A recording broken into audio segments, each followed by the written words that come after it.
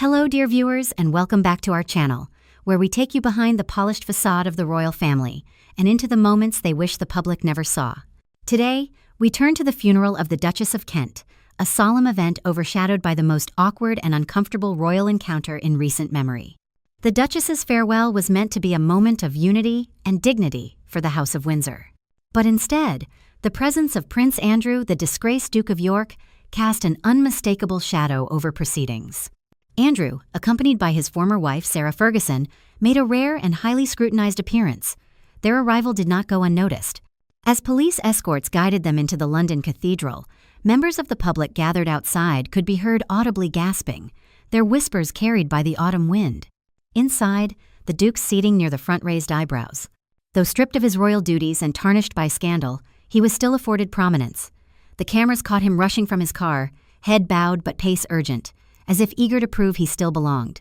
Yet it was at the close of the service, on the cathedral steps, where the drama truly unfolded.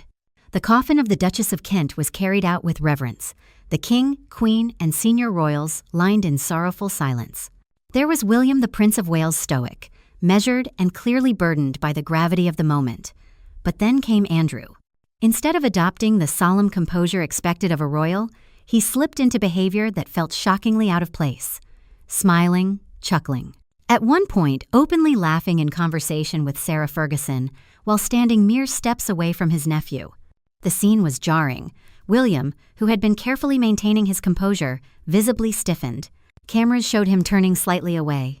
His jaw tightened, his lips pressed into a thin line. When Andrew leaned closer, attempting to draw him into casual chatter, William's response was telling: silence.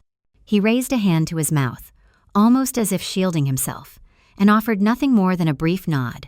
No laughter, no words, just the bare minimum of acknowledgement diplomacy at its most restrained.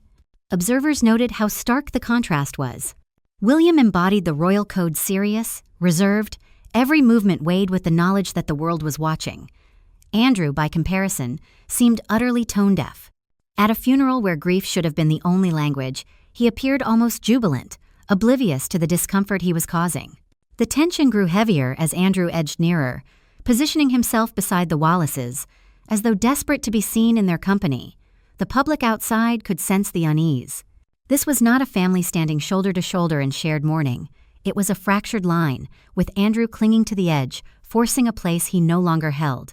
Even King Charles, though briefly smiling when his brother spoke, could not mask the undercurrent of strain.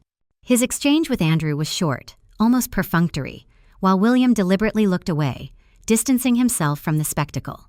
The cameras lingered on the Prince of Wales, his expression clouded with sorrow, but also with the weight of responsibility.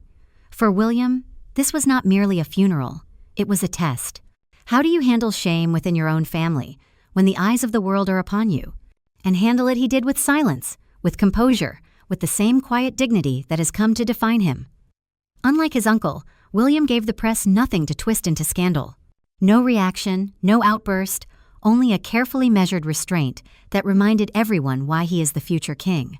The Duke and Duchess of York were seen driving in Windsor in August, but they last officially stepped out together to attend the Easter Mattins Service at St. George's Chapel at Windsor Castle in April, an outing that their daughters, Princess Beatrice and Princess Eugenie, also attended with their husbands. Though Prince Andrew no longer holds a public royal role, he retained his Duke of York title, Royal Lodge home, and continues to attend royal family outings, including funerals, holiday church outings, and other family events. The Duchess of Edinburgh arrived at the funeral of the Duchess of Kent alone on Tuesday afternoon, as Prince Edward is currently out of the UK.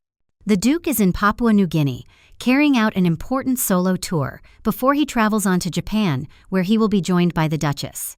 While in the country, Prince Edward will attend a dawn flag-raising ceremony and a state dinner to mark the occasion. Then, on behalf of the King, he will present new regimental colors to the 1st Royal Pacific Islands Regiment, and also hand out the 50th Independence Anniversary King's Medals, which are given to those who have made significant contributions to the country. On one side, a disgraced duke who laughed at the wrong moment, clung to conversations unwanted, and reminded the public of the scandal that haunts him.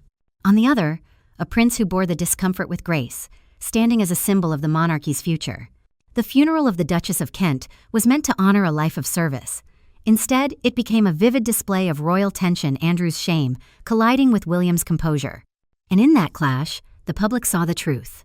One man desperately grasping at relevance, the other rising above it, embodying the discipline the monarchy depends upon. Last night, her wicker coffin arrived at the cathedral, having moved from her home at Kensington Palace. It remained there overnight. Soldiers from the Royal Dragoon Guards have played an important role during her Catholic funeral, which traditionally runs over 2 days, with a piper leading the funeral cortege and other soldiers carrying the coffin into the cathedral when it arrived on Monday evening.